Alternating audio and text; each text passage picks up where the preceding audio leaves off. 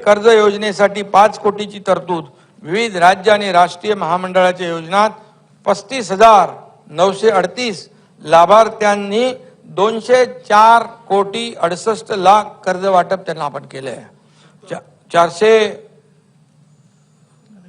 Record आतापर्यंत 496 लाख. अरे विरोधी पक्ष नेते जे चांगलं केलंय त्याला चांगलं कधी बोलणार की नाही.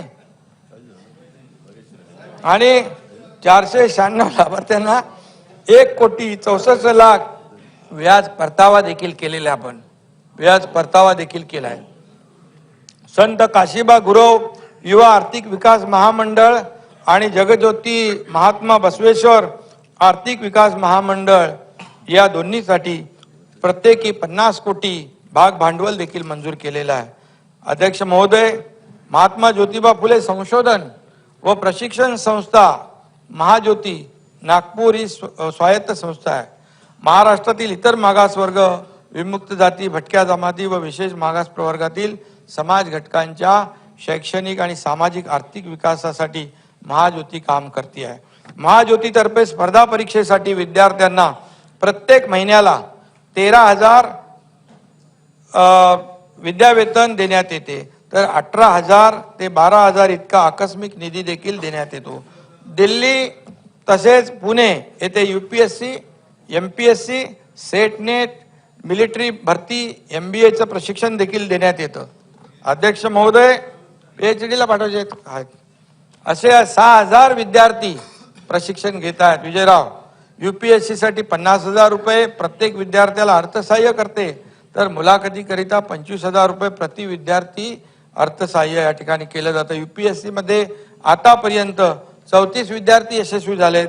IAS, IPS, IRS मध्ये देखील या ठिकाणी MPSC मध्ये देखील 131 विद्यार्थी राज्यात विविध पदांवर काम करत आहेत आपल्या OBC प्रवर्गातील. केंद्र सरकार व राज्य शासनाच्या विविध परीक्षांमध्ये 566 उमेदवार यशस्वी झालेले आहेत. PhD करता एकूण 5 वर्षासाठी महाज्योती मार्फत अर्थसहाय्य करण्यात येतं. यात प्रत्येक विद्यार्थ्याला 5 वर्षासाठी 29,68,000 इतकं अर्थसहाय्य करण्यात येतं. एकूण 1884 विद्यार्थ्यांना विजयराव महाज्योती लाभ देते. 148 विद्यार्थ्यांनी त्यांची PhD वेळेत पूर्ण केलेली आहे. OBC, VJNT, SBC विद्यार्थ्यांना देखील उच्च दर्जाचं कौशल्य विकास प्रशिक्षण देखील देण्यात येतं. अध्यक्ष महोदय, केंद्र सरकारची कंपनी असलेल्या Indo German tool room, CIPET आणि विविध सेक्टर स्किल काउन्सिल मार्फत हे प्रशिक्षण दिले जातं. सन 2022-23 मध्ये महाज्योतीने 6,875 उमेदवारांना प्रशिक्षण दिलं. त्यातील 6,235 उमेदवारांना रोजगाराची संधी मिळाली. विजयराव, यावर्षी 19,664 उमेदवारांचं प्रशिक्षण सुरू आहे. आपण मगाशी म्हणालात विद्यार्थ्यांची संख्या.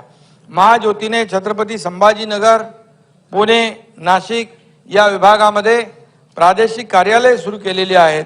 नागपूर येथील देखील महाज्योतीचं मुख्यालय, इमारत व सुसज्ज प्रशिक्षण केंद्र उभारण्याकरता देखील मान्यता देण्याची कारवाई सुरू आहे. त्याचबरोबर अध्यक्ष महोदय, या ठिकाणी थोडक्यामध्ये मी या धनगर समाजासाठी देखील 140 कोटींची तरतूद केली आहे. सरकारने धनगर समाजाच्या विद्यार्थ्यांना दरवर्षी 5,500 विद्यार्थ्यांना इंग्रजी माध्यमांच्या नामांकित निवासी शाळांमध्ये शिक्षण देण्यात येते.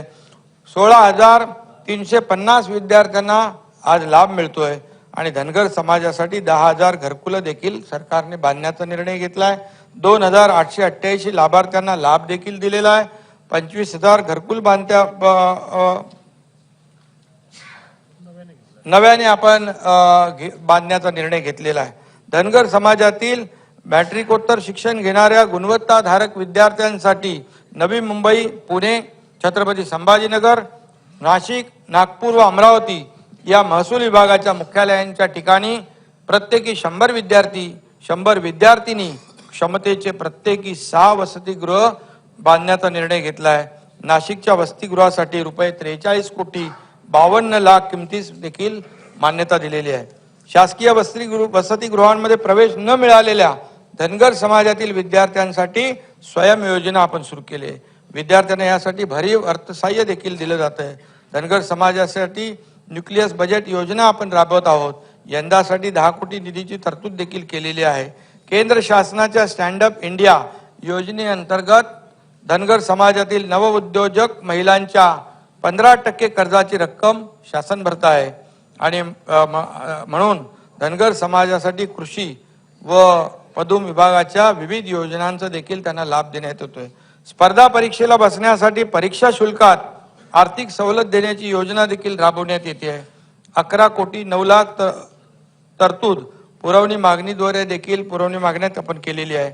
धनगर समाजाच्या उन्नतीकरिता राबविण्यात येणाऱ्या योजनांचे संनियंत्रण करण्यासाठी एक शक्ती प्रदत्त समिती देखील स्थापन आपण केलेली आहे अध्यक्ष महोदय.